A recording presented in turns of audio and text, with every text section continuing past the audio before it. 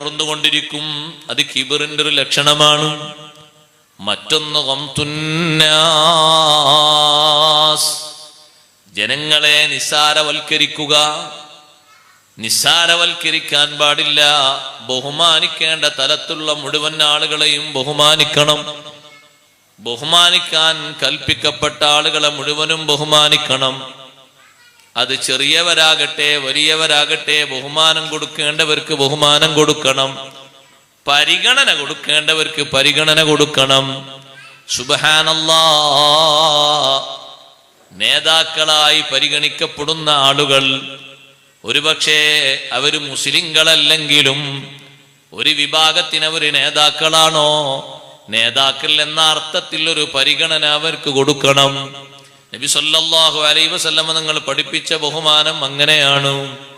കണ്ടില്ലേ, നിങ്ങൾ കേട്ടിട്ടില്ലേ, ബദർ കഴിഞ്ഞ ഉടനെ തന്നെ മദീനയിലേക്ക് തിരിച്ചെത്തിയ സ്വഹാബത്തിനോട് ബദറിലേക്ക് പോകാത്ത മദീന നിവാസികളായ സ്വഹാബിമാര് ബദറിനെ പറ്റി ചോദിച്ചപ്പോ പലരും നടന്ന ഓരോ സംഭവങ്ങൾ ഇങ്ങനെ പറയുമ്പോ സലാമത്ത് ബിനു സലാം റളിയല്ലാഹു അൻഹു പറഞ്ഞൊരു വാക്ക് നബി സല്ലല്ലാഹു അലൈഹി വസല്ലം നിങ്ങൾ പെട്ടെന്ന് തിരുത്തിയത് ആ വാക്കാണ്. എങ്ങനെ ഉണ്ടായിരുന്നു എന്ന് ചോദിച്ചപ്പോ മഹാനവറുകളുടെ പ്രതികരണം, അറവുശാലയിലേക്ക് മൃഗങ്ങളെ കൊണ്ടുപോയി നിർത്തിയതുപോലെ അവര് ഞങ്ങൾക്ക് അത്രയും വേഗം കീഴ്പ്പെട്ടു എന്നാണ് പറഞ്ഞത്. പക്ഷേ അതിന് ഇങ്ങനൊരു ഭാഷ പറഞ്ഞപ്പോ സലാമത്ത് ബിനു സലാം, ആ ഭാഷ പറയരുത്. നിങ്ങൾക്കവരാരുമല്ലെങ്കിലും ഒരു വിഭാഗത്തിന് അവര് ജനപ്രതിനിധികളാണ്. ആരെ പറ്റിയായി പറഞ്ഞത്? അബൂജഹൽ, ഉത്ബ, ശൈബ, ഉമയ്യ തുടങ്ങിയ ആളുകളെ പറ്റിയാണ്. അവർക്ക് കൊടുക്കേണ്ട ഒരു പരിഗണനയുണ്ട്. ആ പരിഗണന അവർക്ക് കൊടുക്കണം, അങ്ങനെ സംസാരിക്കണം. സലാമത്ത് ബിനു സലാം റളിയല്ലാഹു അൻഹു ഇസ്തിഗ്ഫാർ ചൊല്ലി, അല്ലാഹുവിന്റെ റസൂലേ എനിക്ക് മാപ്പാക്കണം, അല്ലാഹുവിനോട് എനിക്ക് പൊറുക്കലിനെ തേടണം, ഇനി ഞാൻ അങ്ങനെ സംസാരിക്കുകയില്ല. ഭാഷാ പ്രയോഗത്തിൽ വരുന്ന മാറ്റം വരെ ബഹുമാനത്തിന് എതിരാകുമ്പോ നബി സല്ലല്ലാഹു അലൈഹി വസല്ലം തിരുത്തുന്നു. ജനങ്ങളെ ചെറുതാക്കാൻ പാടില്ല. പരിഗണിക്കേണ്ടവരെ മുഴുവനും പരിഗണിക്കണം. പരിഗണിക്കേണ്ട ആളുകളെ പരിഗണിക്കണം. പലർക്കും പല രൂപത്തിലുള്ള പരിഗണനയാണ്. ക്വാളിഫിക്കേഷൻ നോക്കിയിട്ടല്ലല്ലോ ബാപ്പാനിമാനും ബഹുമാനിക്കണം. അങ്ങനെയാണോ? ഒരു ക്ലാസ്സും പഠിച്ചിട്ടില്ല എന്ന് നോട്ടിക്കോളി, എന്നാലും ബഹുമാനിക്കണം. എന്നാലും കൈപിടിച്ച് മുത്തരി സുന്നത്തുള്ളവരാണ്. അവർ പഴയ ഓത്തുപള്ളിയിൽ പഠിച്ച ആൾക്കാരാണ്. ആര്? നമ്മളെ വാപ്പിയും വെല്ലിപ്പുമാരൊക്കെ. അവർക്ക് നമ്മളെപ്പോലെ ഇങ്ങനെ സർട്ടിഫിക്കറ്റ് മുന്നോട്ട് വെക്കാനൊന്നുമില്ല. പക്ഷേ ഒരു സർട്ടിഫിക്കറ്റും വേണ്ട അവരെ ബഹുമാനിക്കാൻ ഒരൊറ്റ കാരണമാണ്, ബിൽ വിലാദ, നിനക്ക് ജന്മം നൽകി എന്നൊരൊറ്റ കാരണം. അവർക്ക് ഭാഷ അറിയോന്നൊന്നും നോക്കണ്ട, അവർക്ക് അത് തിരിയോ ഇത് തിരിയോ ഒന്നും നോക്കണ്ട, ഒരു നോട്ടമില്ല അവിടെ. ആളുകൾക്ക്, ചില ആളുകൾക്കൊക്കെ അങ്ങനെ ആശങ്കയാണ്.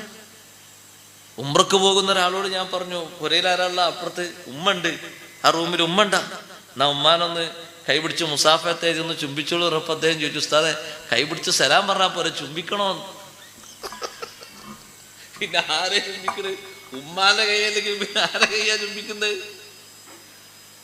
അതെ, ഉമ്മ ഔലിയായിട്ട് ആരെയും പ്രഖ്യാപിക്കണോ ഉമ്മാനെ കൈ ചുംബിക്കാൻ?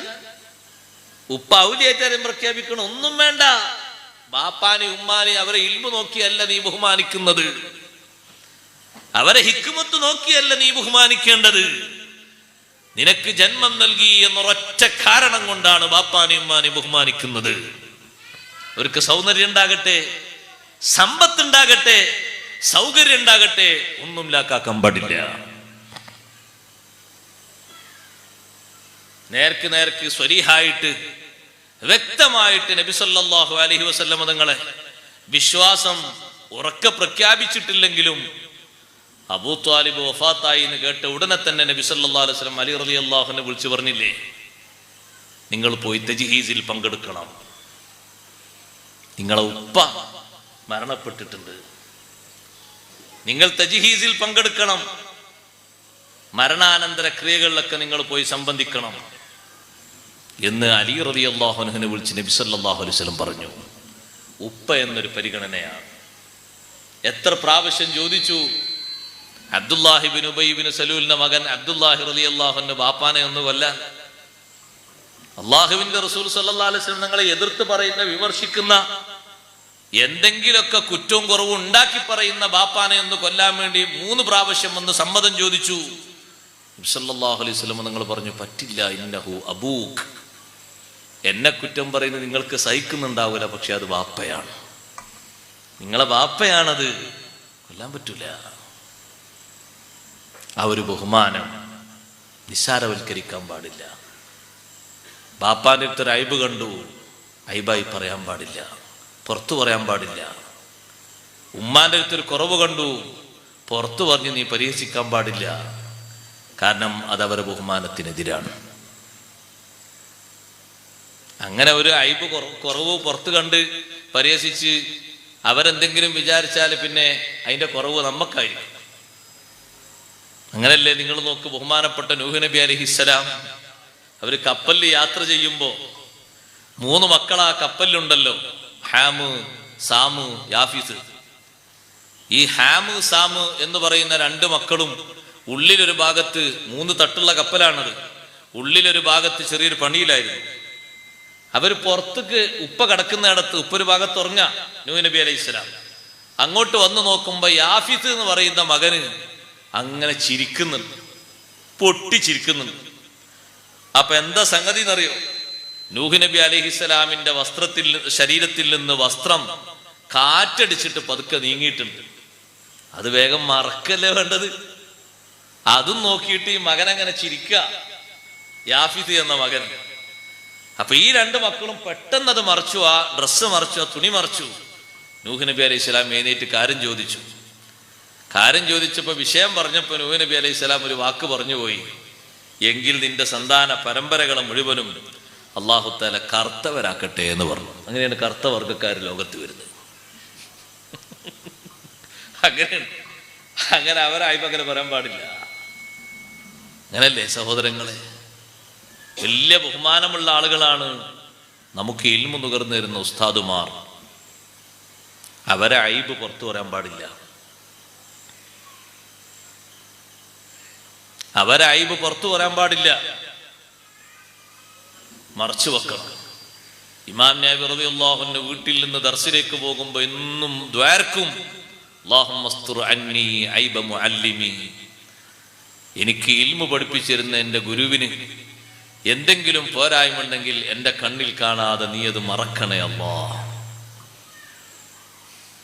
ചിലര് തെരഞ്ഞെടുക്കുക ചെയ്യാ, എന്തെങ്കിലുമൊക്കെ ഉണ്ടോ, ഹിതപരിശോധന. പിന്നെ പരിശോധന ഉണ്ടാകുള്ളൂ, ഇൽമൊന്നും ഉണ്ടാവില്ല. ഉസ്താദുമാർക്ക് വലിയ ബഹുമാനം കൊടുക്കണം, ടീച്ചർമാർക്ക് വലിയ ബഹുമാനം കൊടുക്കണം. മദ്രസയിലും സ്കൂളിലൊക്കെ പഠിപ്പിച്ച ഗുരുനാഥന്മാർ ബഹുമാനം അർഹിക്കുന്നവരാണ്, ബഹുമാനിക്കണം. എത്രയാണ് മഹാന്മാരൊക്കെ കാണിച്ചിരുന്ന ബഹുമാനം. പള്ളിയിലിരിക്കുമ്പോ ബഹുമാനപ്പെട്ട ഇമാമുൽ ആലം അബൂ ഹനീഫ റളിയല്ലാഹു അൻഹു ഏത് ഭാഗത്തേക്ക് കാല് നീട്ടിയാലും ഒരു ഭാഗത്തേക്ക് കാല് നീട്ടൂല. എന്താ കാരണം? ആ ഭാഗത്താണ് ഉസ്താദിന്റെ വീടുള്ളത്. ഉസ്താദിന്റെ വീടുള്ളത് ആ ഭാഗത്താണ്, അങ്ങോട്ട് കാല് നീട്ടാൻ പറ്റൂല. പള്ളിയും കഴിഞ്ഞ് കുറച്ച് അപ്പുറത്താ വീട്.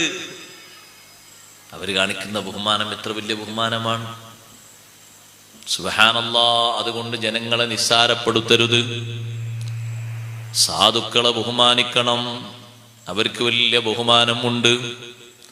ഫക്കീറന്മാരില്ലേ നാട്ടിലെ പരമസാധുക്കൾ, അവർക്ക് വലിയ ബഹുമാനമുണ്ട്.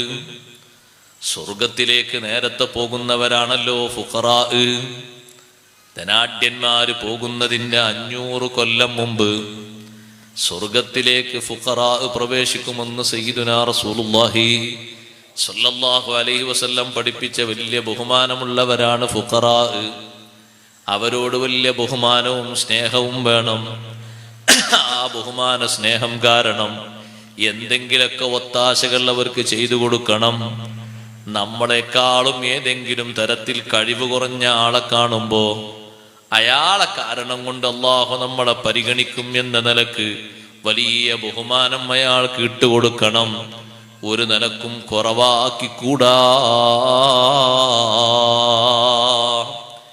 നബി സല്ലല്ലാഹു അലൈഹി വസല്ലം തങ്ങളുടെ കൂടെ പലപ്പോഴും യാത്രകളിൽ സംബന്ധിച്ചിരുന്ന മഹാനല്ലേ ബിലാൽ ഇബ്നു റബാഹ് റളിയല്ലാഹു അൻഹു. ആ ബിലാൽ റളിയല്ലാഹു അൻഹു മറ്റുള്ളവരിൽ നിന്ന് വേറിട്ടൊരു കഴിവുണ്ട്. എന്താണ് ബിലാൽ റളിയല്ലാഹു അൻഹുവിന്റെ കഴിവ്? ബിലാൽ റളിയല്ലാഹു അൻഹു ഒന്ന് ഉറക്കെ ശബ്ദിച്ചാൽ ആ ശബ്ദം മുഴങ്ങുന്നത് അവാലിൽ മദീന, മദീനയുടെ ചുറ്റുഭാഗത്തുമുള്ളൊരു അതിർത്തിയുണ്ട്. ആ അതിരുകളിൽ മുഴുവനും സഹോദരങ്ങളെ ബിലാൽ റളിയല്ലാഹു അൻഹുവിന്റെ ശബ്ദം എത്തുന്നു. വാങ്ക് കൊടുക്കാൻ പലരും മുന്നോട്ട് വന്നിട്ടും നബി സല്ലല്ലാഹു അലൈഹി വസല്ലം തങ്ങൾ അബ്ദുല്ലാഹ് ഇബ്നു സൈദ് റളിയല്ലാഹു അൻഹുവോട് പറഞ്ഞത്, നിങ്ങൾക്ക് കിട്ടിയ എല്ലാ അൽഫാദുകളും ബിലാൽ റളിയല്ലാഹു അൻഹുവിന് പറഞ്ഞു കൊടുക്കണം. ഫഇന്നഹു അന്ദാ സൗതം മിൻക, നിങ്ങളെക്കാൾ ഉയർന്ന ശബ്ദമുള്ള മഹാനാണ്, അവര് വാങ്ക് കൊടുക്കട്ടെ. ആ ബിലാൽ റളിയല്ലാഹു അൻഹു മക്കയിലെത്തിയപ്പോ മക്ക വിജയത്തിന്റെ അന്ന് ളുഹർ നിസ്കാരത്തിന് വാങ്ക് കൊടുക്കാൻ കഅബത്തുൽ മുശറഫയുടെ മുകളിൽ കയറി വാങ്ക് വിളിക്കാൻ പറഞ്ഞു. ബിലാൽ റളിയല്ലാഹു അൻഹു വാങ്ക് വിളിച്ചപ്പോ ചുറ്റുഭാഗത്തും ഇരിക്കുന്ന കുറെ നേതാക്കന്മാരുണ്ട്. അവര് കാതോരം സംസാരിച്ചു. ഈ ഒരു കറുത്ത പയ്യനെയാണോ വാങ്ക് കൊടുക്കാൻ കിട്ടിയത്? പഴയകാലത്ത് മക്കക്കാരെ അടിമയാണ് ബിലാൽ റളിയല്ലാഹു അൻഹു. അതൊക്കെ വെച്ചുകൊണ്ടും നിറത്തിന്റെ ഒരു സൂചന വെച്ചിട്ടും അവർ സംസാരിച്ചപ്പോ നബി സല്ലല്ലാഹു അലൈഹി വസല്ലം തങ്ങൾ ആ നേതാക്കളോടടക്കം പറഞ്ഞു, നിങ്ങൾ കാതോരം മന്ത്രിച്ചത് മുഴുവനും എനിക്കറിയാം. ഒരു കാര്യം മനസ്സിലാക്കണം, ലാ ഫളല ലി അറബിയിൻ അലാ അജമിയിൻ വലാ ലി അജമിയിൻ അലാ അറബിയിൻ വലാ ലി അബിയള അലാ അസ്വദ വലാ ലി അസ്വദ അലാ അബിയള ഇല്ലാ ബിതഖ്വല്ലാഹ്.